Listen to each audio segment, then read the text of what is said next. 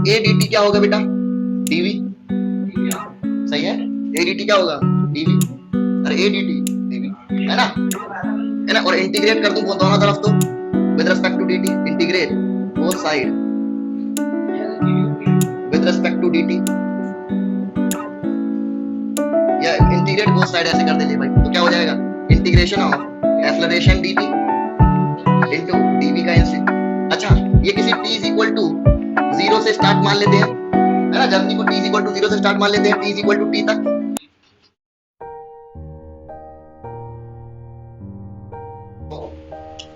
इसको मैं सॉल्व कराने की कोशिश करता हूं बेटा। पहले समझो, ये पोजीशन की इक्वेशन दी है ना बेटा, ये पोजीशन की इक्वेशन दी है, और मुझसे सारे ऑप्शन के बारे में क्या पूछ रहा है? वेलोसिटी के बारे में पूछ रहा है। क्या ये बात क्लियर है? तो इसका मतलब क्या है? इस पोजीशन से मेरा काम नहीं चलेगा, मुझे क्या बनाना पड़ेगा? इसे वेलोसिटी। अच्छा, ये कह रहा है कि velocity of particle is 0 at t equal to 3 second, वो देख लेंगे, है ना। और एक और चीज बता देता हूं, ये सब कांस्टेंट है इसमें, ये अल्फा बीटा बी और ए बीटा या ए बी अल्फा और बीटा, ये सब क्या है? Positive constant, positive constant. ये क्वेश्चन में था बेटा, देखो इधर, यानी ये पॉजिटिव नंबर है कोई, अल्फा या A B alpha and beta are positive constant, ये क्वेश्चन में मेंशन था। सही है। अब देख ले बेटा जोरदार तरीके से, जिसको डिफरेंशिएशन नहीं आता है वो नाली नहाएगा आज जाके, ठीक है, और सीखेगा। अब इधर देख लो, x इज इक्वल टू क्या दे रखा है? a e की power minus alpha T plus b e की पावर माइनस बीटा टी या plus beta T? Only beta T.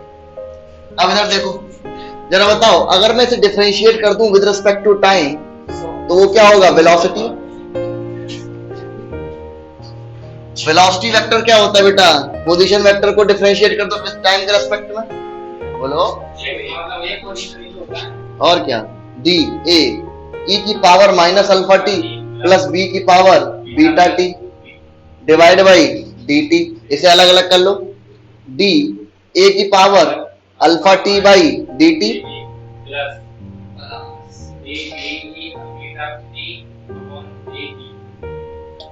अच्छा, ये वेरिएबल है और ये तो कांस्टेंट है, तो ये बाहर आ जाएगा, ये बाहर आ गया। अच्छा, e की पावर t का डिफरेंशिएशन क्या होगा? e की पावर t, लेकिन अल्फा आगे लगा हुआ है। अबे यार, चेन रूल में यही तो सिखाया है, वो जो पावर e की पावर t के अलावा जो भी है वो बाहर आएगा और ऐसे टेंस लिखा जाएगा। तो इसको हम क्या करेंगे? a इधर आ गया और ये क्या हो जाएगा? d e की power minus alpha t divide by D T plus b d की पावर d e की पावर बीटा t कट रहा होगा प्लस d या b बाहर आ गए यहां से, b d e की power beta t by D T. अब इधर देख लो, स्पेस है यहाँ कहीं ऊपर है, एक मिनट यहां तक आएगा, है ना? नहीं आ रहा? आ रहा आएगा। चलो इधर देख लो, चलो फिर भी मैं यहाँ करा देता हूँ इसको यहाँ से यहाँ उठा के लेके आते हैं। अच्छा, e की पावर t का डिफरेंशिएशन क्या होगा? e की पावर t, बोलो। लेकिन अल्फा आगे है, तो इसका मतलब हमने जब चेन रूल में हमने सीखा था कि अगर ऐसे लिखा हो d e की power minus alpha t divide by D T, तो क्या करते थे हम? माइनस अल्फा e की पावर माइनस अल्फा t, इसका डिफरेंशिएशन यही तो होता था, जो पावर है वो बाहर आ जाता था और बाकी e की पावर वो एज इट इज, यही तो था outside inside rule, chain rule. Clear? तो अब इसको मैं ऐसे ही लिख रहा हूं, देखो a तो पहले से था, a तो पहले से था, बोलो, और माइनस अल्फा बाहर आ जाएगा इंटू e की power minus alpha T plus इस तरह से ये आ जाएगा b into beta into e की पावर बीटा टी। तो इसे ऐसे लिखा जा सकता है माइनस अल्फा a e की power minus alpha T plus b beta ई की पावर बीटा टी, सही है? हाँ, अल्फा इंटू है ना माइनस अल्फा। अब इधर देख लो, इसको ऐसे भी लिख सकते हैं। बेटा तुमने कबाड़ा कर दिया। इधर देखो, चेन रूल का मतलब क्या था? ई की पावर टी का अगर ऐसे लिखा होता ना बेटा, D E T divide by D T, तो इसका इंटीग्रेट डिफरेंशिएशन यही रहता, ई की पावर टी। लेकिन यहाँ अगर यहाँ पे -1 होता तो -1 आगे मल्टीप्लाई करते थे ना हम। यहाँ अल्फा है तो माइनस अल्फा आगे मल्टीप्लाई करेंगे, सही है? अब इधर देख लो, अब इसको कैसे लिख सकते हैं? बीटा बी ई की power beta T minus alpha A E की पावर माइनस अल्फा टी। क्या ये बात सही है? भूल लो पहले से। भाई तेरे को समझ में आ रहा है, झूठ बोल रहा है? अब इधर देख, ई की पावर माइनस अल्फा टी को हम ऐसे भी लिख सकते हैं, माइनस अल्फा ए 1 ई की पावर अल्फा टी। क्या ये गलत है या सही है? सही है ना भाई?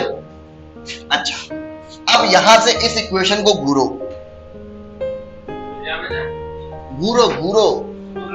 अब इधर देखो, लेट मैं इसको पूरे को x मान लेता हूं और ये y मान लेता हूं, सही है? लेट इसको मैं क्या मान लिया? x, और उसको पूरे टर्म को y। अच्छा, जब बताओ टाइम की वैल्यू बढ़ेगी, जब t की वैल्यू बढ़ेगी, तो इधर देखो टाइम की वैल्यू बढ़ेगी। इस नंबर को देखो, इस नंबर को, ये तो इंक्रीज होगा टाइम की वैल्यू बढ़ने से, पक्का। इस नंबर को देखो, जब टाइम की वैल्यू बढ़ेगी तो ई की पावर अल्फा टी की वैल्यू बढ़ेगी, बोलो। तो 1 ई की पावर अल्फा टी की वैल्यू घटेगी। अरे यार, सही है ना भाई? तो समय बढ़ने से ये वाली पूरी वैल्यू कम हो रही है। क्या कह सकता हूं, बोलो? तो हम कह सकते हैं when t increase, तो e की पावर अल्फा टी भी increase, implies that y decrease. भाई मैंने इस पूरे को माना है ना? और ये बढ़ा है और ये कम होता चला जा रहा है, यानी ज्यादा में से अब कम कम घटाना पड़ रहा है, ज्यादा में से अब कम कम घटाना पड़ रहा है। इसका मतलब क्या है कि जो वेलोसिटी, अब जैसे मान लो पहले ये 5 थी, है ना? पहले ये इसकी पूरी वैल्यू कितनी थी? 5, और इसकी वैल्यू जब 2 सेकंड पे देखी गई तो वो थी 3, है ना? अब जैसे समय बढ़ाया 3 सेकंड करा तो इसकी वैल्यू 3 से घट के रह गई 1, और इसकी वैल्यू कितनी हो गई? 7। तो डिफरेंस तो बढ़ा ना, तो डिफरेंस बढ़ा यानी ओवरऑल वैल्यू तो बढ़ी, और ओवरऑल वैल्यू क्या बता रही है? वेलोसिटी। तो इसका मतलब क्या है? इधर देख लो, बहुत कंसेप्चुअल क्वेश्चन। जब t इंक्रीज करेगा तो e की पावर अल्फा टी इंक्रीज करेगी, तो ओवरऑल y घटेगा, और जब घटने वाली चीज कम होती चली जाएगी तो रिजल्ट ज्यादा होता चला जाएगा। जैसे पहले 10 में से 5 घट रहा था, फिर 10 में से 3 घटा, फिर 10 में से 2 घटा, तो पहले 5 बच रहा था, फिर 6, फिर 7, फिर 8। यानी घटने मतलब जो ओवरऑल वैल्यू है वो तो बढ़ रही है ना। तो वो ओवरऑल वैल्यू क्या है? वेलोसिटी। इसका मतलब क्या है? Velocity increase with time.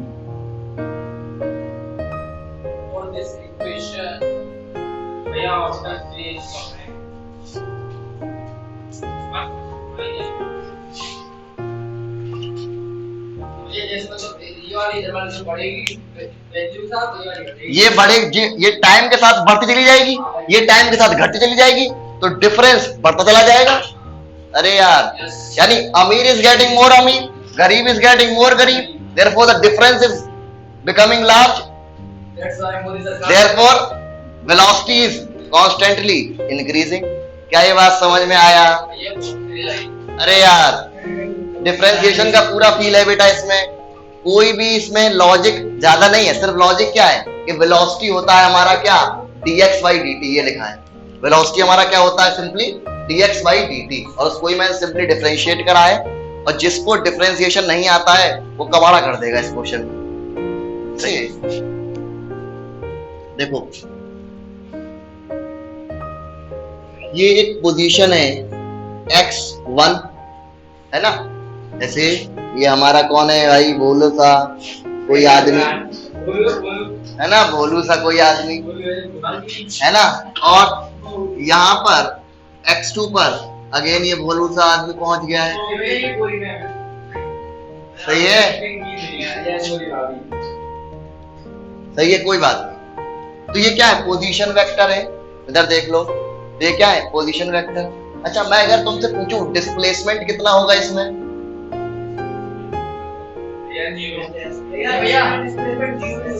x2 minus x1, position vector of 2 minus position vector of 2। हाँ, यही डिस्प्लेसमेंट तो है भाई। मैं पोजीशन वेक्टर दे रहा हूँ तो तुझे सिंपल डायरेक्शन में दे रहा हूँ। मैं सिर्फ आइडियल सिचुएशन अज्यूम कर रहा हूँ कि यहाँ से आ गया है, इसका पोजीशन वेक्टर 2 इधर है, इधर x2 है, इधर x1 है, तो डिस्प्लेसमेंट कितना होगा? x2 minus x1। क्या ये बात क्लियर है? अब इधर तुमने अब तक पढ़ा है क्या? एक्सेलरेशन बराबर क्या होता है? dv by dt। Okay, dv by dt। Okay, कोई बात नहीं, हम इसे ओक दे देंगे। इधर देखो, acceleration is equal to dv by dt। अच्छा, a dt क्या होगा बेटा? dv। सही है, a dt क्या होगा? dv। अरे a dt dv है ना, है ना। और इंटीग्रेट कर दूं दोनों तरफ तो with respect to dt, integrate both side with respect to dt, या इंटीग्रेट बोथ साइड ऐसे कर दे ले भाई, तो क्या हो जाएगा? Integration of acceleration dt into dv का अच्छा, ये किसी t इज इक्वल टू 0 से स्टार्ट मान लेते हैं, है ना। जर्नी को t इज इक्वल टू 0 से स्टार्ट मान लेते हैं, t is equal to t तक, और वेलोसिटी v इनिशियल मान लेते हैं लेट u, और फाइनल मान लेते हैं लेट। सही है भाई, बोलो। अब इधर देखो, एक्सेलरेशन मैंने यहां माना है क्या? कांस्टेंट। हमने अभी तक कांस्टेंट एक्सेलरेशन का एग्जांपल पढ़ रहे हैं हम लोग। ये क्या है यहाँ? कांस्टेंट। और अगर एक्सेलरेशन कांस्टेंट होगा तो इंटीग्रेशन से बाहर आ जाएगा, है ना। ये क्या हो जाएगा? a, हाँ, a integration dt from 0 to t is equal to integration dv from u to v। Clear है? अच्छा, dt का इंटीग्रेशन क्या होगा? t। dt का इंटीग्रेशन क्या होगा? t। तो यहां क्या ले सकते हैं? a t की पावर 0, सॉरी, लिमिट 0 से t और इज इक्वल टू v का, dv का इंटीग्रेशन क्या होगा? Limit u to v। अच्छा बताओ, इसको कैसे ले सकते हैं? t माइनस 0 यानी t, इसको लिमिट को पुट करो, t is equal to t। ये मैंने t डैश मान लिया, ले क्यों आया? अरे वाह, फंस गया भाई। dt का इंटीग्रेशन क्या होगा? यहाँ पे इसे 1 इंटू dt लिख सकते हैं, सही है। क्या इसे ऐसे भी लिख सकते हैं? 1 इंटू टी की पावर 0 dt। बात तो एक ही है। अच्छा, इंटीग्रेशन का मतलब क्या है? पावर 1 बढ़ाओ और 1 से उसी नंबर से डिवाइड कर दो, तो t की पावर 1 डिवाइड बाई, अबे इंटीग्रेशन dt क्या आ गया? t आ गया ना भाई, कोरोना पीड़ित। इंटीग्रेशन dt क्या आ गया? t। तो वही तो करा है, इस तरह से इंटीग्रेशन dv क्या आएगा? v। ये वो हाल है जब डिफरेंशिएशन इंटीग्रेशन मतलब जोरदार तरीके से बढ़ा है, फिर भी।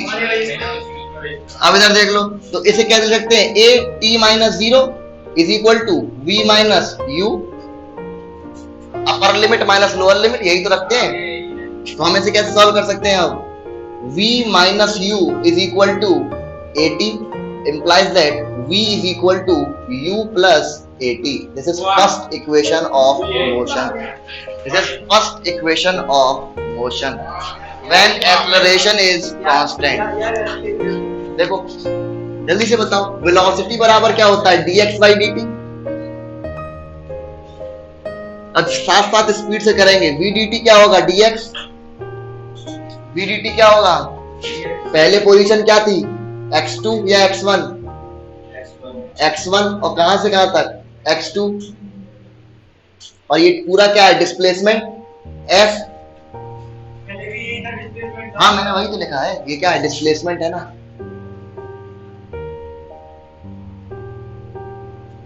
अब इधर देखो, v dt बराबर क्या होगा, dx, इंटीग्रेट बोथ साइड, कहां से, t इज इक्वल टू 0 से t is equal to t तक। इधर देखो वेलोसिटी क्या होता है, dx बाई dt, शांत हो जाओ भाई, वेलोसिटी क्या होता है, dx बाई dt, तो v dt क्या होगा, सही है।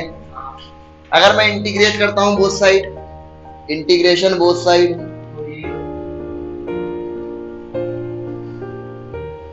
तो integration v dt is equal to dx का इंटीग्रेशन। अच्छा ये टाइम के रेस्पेक्ट में है ना, तो 0 से t सेकंड के बीच में इंटीग्रेट करेंगे। और मैंने क्या लिखा था पहले, मैंने ये टाइम के रेस्पेक्ट में है और ये पोजीशन के रेस्पेक्ट में है, तो x1 से x2 के बीच में। बोलो पहली इक्वेशन से तुमने क्या सीखा है, v बराबर क्या होता है, u प्लस at, सही है। अब इसको मैं यहां पुट कर रहा हूं, तो integration u plus at with respect to dt 0 से t is equal to x की, ये dx का इंटीग्रेशन क्या होगा, x, और कहां से कहां तक, x1 से x2 तक। अभी सॉल्व कर रहा हूं बेटा, जल्दी से देख लो, सॉल्व कर रहा हूं, इसे जल्दी से देख लेंगे सभी लोग। हाँ बिल्कुल, इधर देख लो। अब इसको u dt लिख सकते हैं, integration u dt plus integration at dt, सही है। कहां से कहां तक, 0 से t is equal to x2 minus x1, सही है भाई, सही है ना। देखो इसको अलग अलग कर दिया है, अलग अलग कर दिया, सुन लो, इसको अलग अलग कर दिया है, सही है ना भाई। अच्छा एक्सेलरेशन कांस्टेंट है, u है ये u dt, तो अब इसे इंटीग्रेट करो तो u कांस्टेंट है ना, है ना, तो ut बचेगा सब पूरा रिजल्ट। बोलो ये u कांस्टेंट है और इंटीग्रेशन dt फ्रॉम 0 से t प्लस a बाहर, integration t dt is equal to x2 minus x1 क्या है, डिस्प्लेसमेंट। अब dt का इंटीग्रेशन क्या होता है, t, और upper limit minus lower limit यानी डू t minus 0 plus a, t का इंटीग्रेशन क्या होगा, t स्क्वायर बाई 2, t का integration with respect to dt क्या होगा, t स्क्वायर बाई 2, सही है भाई। किस किस को समझ में नहीं आया, ये 0 से t है ना भाई, देखो इधर a कांस्टेंट है, इसका इंटीग्रेशन क्या होगा, t dt, पावर एक बढ़ाओ और उस पावर से नीचे करो डिवाइड, तो t 1 plus 1 divide by 1 plus 1, और dt है वो, देखो इधर t dt को इंटीग्रेट कैसे करते हैं, यहाँ पे t की पावर क्या है, तो इंटीग्रेशन का मतलब पावर एक बढ़ाओ और उसी से डिवाइड करो, इसका मतलब ये क्या आ गया, t square by 4, sorry t square by 2, सही है ना। अब इधर देखो वही तो कर रहा हूं भाई, dt के रेस्पेक्ट में करते हैं। ये कह रहा है 4 dt, मतलब ये होता है भैया 4 पहले करो फिर dt का करो, अरे dt के रेस्पेक्ट में ही तो कर रहे हैं। 0 से t is equal to s, तो ये क्या होगा, ut plus a t square by 2, अरे यार सही है ना, वो तो 0 है, 0 को रखो मत रखो, upper limit minus lower limit ही तो करते हैं भाई, ने करके दिखाओ, a t square by 2 limit 0 से t is equal to s, तो ut प्लस a यानी अपर लिमिट ये और माइनस लोअर लिमिट, तो टी की वैल्यू 0 होगी तो ये पूरा टर्म 0 होगा। तो इसका मतलब डायरेक्टली लिख दो टी स्क्वायर बाई 2, यही आएगा, is equal to, implies that S is equal to U T plus half A T square. Second equation of motion, second equation of motion. शांत हो जाओ, अब बकवास नहीं। अगर तुम ड्राइव नहीं कर पा रहे हो इसका मतलब तुम बहुत बड़े गधे हो। फिर इधर देखो, एक्सेलरेशन इज इक्वल टू क्या होता है, v dv बाई dx। क्या ये भी होता है एक्सेलरेशन?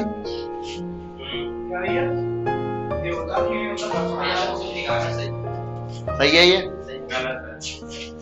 गलत है। इधर देखो, इसको क्या कर सकते हैं, a dx is equal to v dv।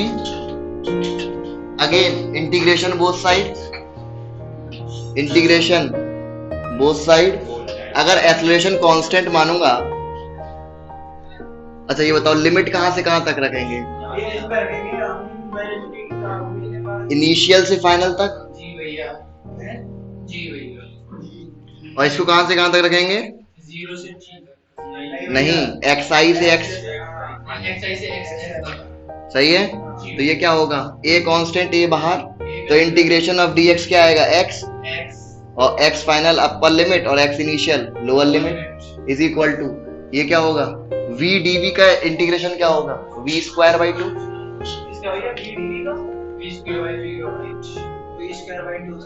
सही है, पक्का, v स्क्वायर बाई 2, और लिमिट क्या है, upper limit v, lower limit. सही है।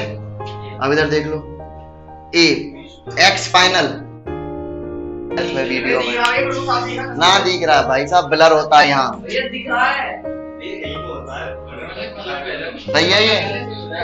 इधर देख लो, इधर देख लो, अब यहाँ पे क्या आएगा, बात मत करो, यहाँ क्या आएगा, x final minus x initial is equal to, भाई शांत हो जाएगा, upper limit minus lower limit, यानी v square by 2 minus u square by 2।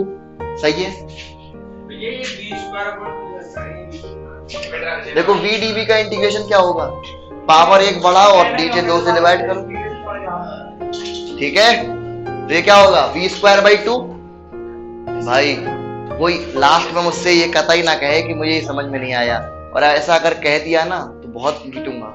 Acceleration is equal to v dv by dx होता है। इधर देख लो, रिपीट कर रहा हूं, तो इसको मैंने यहां लिया, इसको मैंने यहां एक्सेलरेशन लिया, तो ये क्या हो जाएगा, a dx is equal to v dv। अच्छा, v को इंटीग्रेट करोगे dv के रेस्पेक्ट में, तो पावर 1 बढ़ेगा और उसी बढ़ी हुई पावर से डिवाइड होगा, तो यहाँ 1 है तो 1 प्लस 1 2 हो गया, और 2 से डिवाइड करेगा तो v स्क्वायर बाई 2 आ जाएगा। बोलना भाई। और लिमिट, अपर लिमिट क्या है v, और लोअर लिमिट क्या है u, और यहाँ a है जो x, यहाँ क्या बचा 1, तो dx का इंटीग्रेशन सिंपली x होता है, तो x इनिशियल से x फाइनल। अब लिमिट रखा मैंने x final minus x initial, ऐसे ही इसमें लिमिट रखूंगा कि फाइनल माइनस इनिशियल, तो फाइनल v है तो v square by 2 minus initial u square by 2। क्या ये बात सही है? अच्छा, x final minus x initial क्या होता है, डिस्प्लेसमेंट। बोलो वही तो डिस्प्लेसमेंट है, x final minus x initial, हाँ डिस्प्लेसमेंट है। Into s is equal to v square minus u square upon 2। बोलो, एलसीएम ले लिया, तो यहां से क्या कर सकते हैं, v square minus u square is equal to twice as। Third equation of motion. क्या ये बात समझ में आया? चमक गया, क्लियर? तो नेक्स्ट क्लास में इक्वेशन ऑफ मोशन का एप्लीकेशन देखेंगे और साथ ही साथ बहुत सारे न्यूमेरिकल भी करेंगे, ठीक है।